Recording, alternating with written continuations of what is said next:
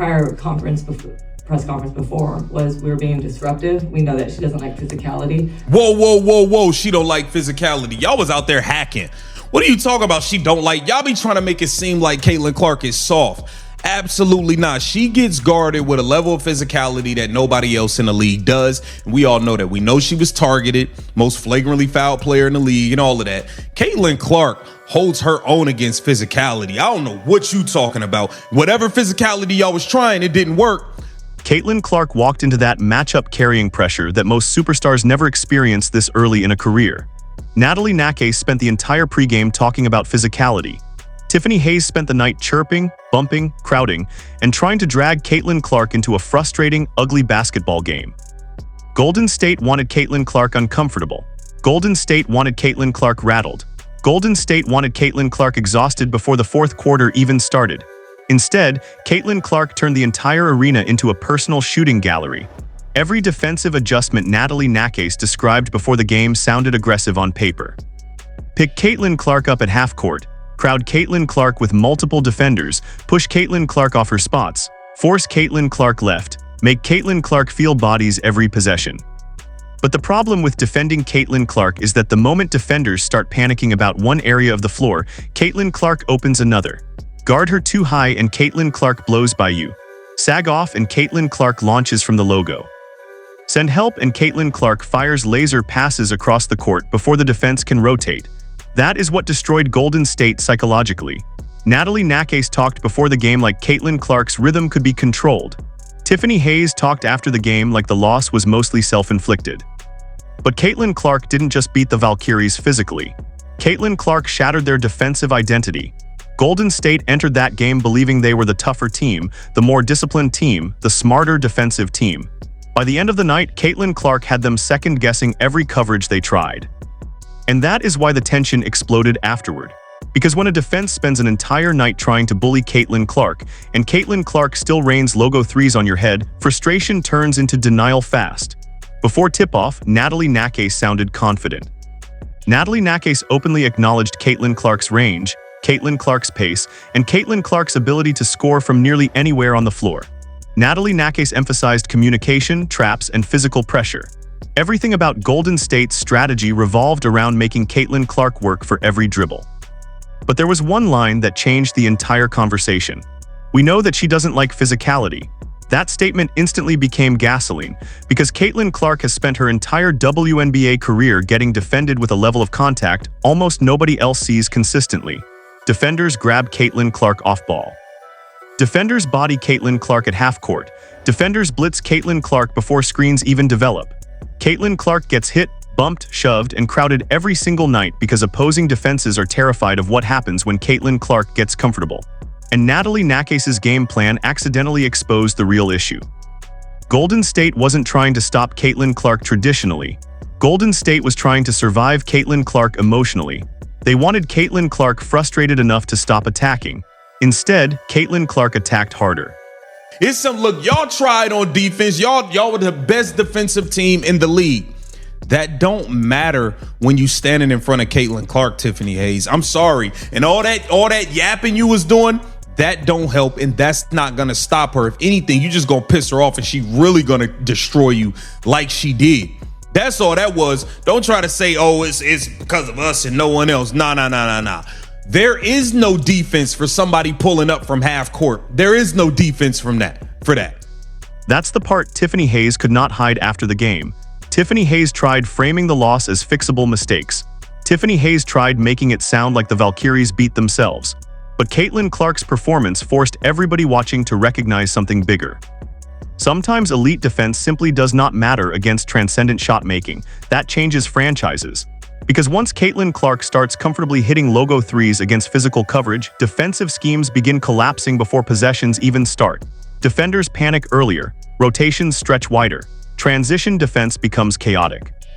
Help defenders freeze between stopping Caitlin Clark and protecting the rim. And the scariest part for Golden State was that Caitlin Clark never looked rushed. Caitlin Clark looked calm. Caitlin Clark looked surgical. Caitlin Clark looked like somebody completely in control of the psychological battle. Every deep three from Caitlin Clark felt like punishment for every extra bump, every extra reach, every sarcastic comment coming from the Valkyries bench. Natalie Nakase wanted disruption. Caitlin Clark created destruction instead. The most dangerous version of Caitlin Clark is not the smiling version. It is the irritated version. And throughout this game, Caitlin Clark looked irritated. Golden State hunted Caitlin Clark defensively. Golden State tried isolating Caitlin Clark repeatedly. Golden State wanted to expose Caitlin Clark physically and force Indiana into panic rotations. That strategy has worked against young guards across league history. Rookie stars usually wear down. Young point guards usually crack defensively when targeted possession after possession. Caitlin Clark didn't.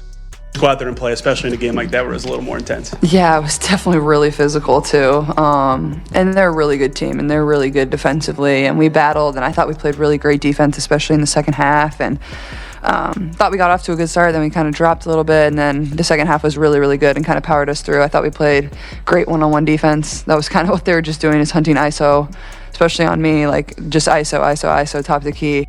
And we forced them into contested twos. I think they were 4 for 17 in the fourth quarter, so it's a recipe for... That fourth quarter defensive performance mattered almost as much as the scoring explosion, because critics spent years questioning whether Caitlin Clark could survive WNBA physicality.